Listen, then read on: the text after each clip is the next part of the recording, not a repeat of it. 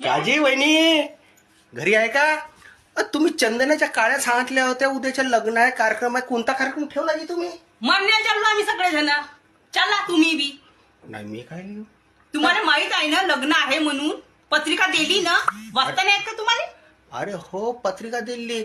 मी म्हणलं चंदनाच्या काळ्या कायले सांगितल्या बा. खूप आजी तुम्ही खूप आपण. मला वाटलं लग्नाचा खर्च वाढला म्हणून तुम्ही आत्महत्या कराल तर नाही चाललं. माफ करा वहिनी. मी तसंच समजा. अजित आहे घरी आहे का जी? मी साला तिथं महाप्रसादात गेलो, तुम्ही इथं बसल्या, तिथं सगळं खतम झालं. म्हणते कसं करावं जी? तर तुम्ही गेले किती वाजता होते तिथं? पहिले झोपलो, रात्री 11-12 वाजता गेलो तर पुरे गंजे धुवत होते. ते पाणी बरोबर खरकटानं आहे. तर तुम्ही असे करता ना, राहिलं सुलं भांडे घासून घेते. तेवढ्या रात्री जेवायला राहते का ते?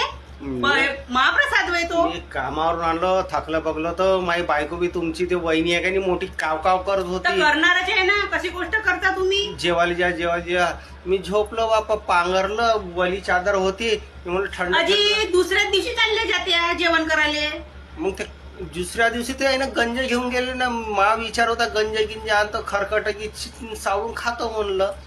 काय? काजी तुम्ही बी आता का बोलाव तुम्हाला? जाऊ द्या, तुमच्या इथं थोडस काही वाचलं असेल तर देऊन द्या मला. नाही बाबा, मला जायचं आहे तिकडे महाप्रसादामध्ये. मी स्वयंपाकच नाही केला घरी. 12 वाजले मला द्या आणायचे. मा बायकोने बी काही नाही केलं ना. आता तुम्ही आपल्या बायकोले म्हणा, आम्ही काय सांगावं बाप्पा.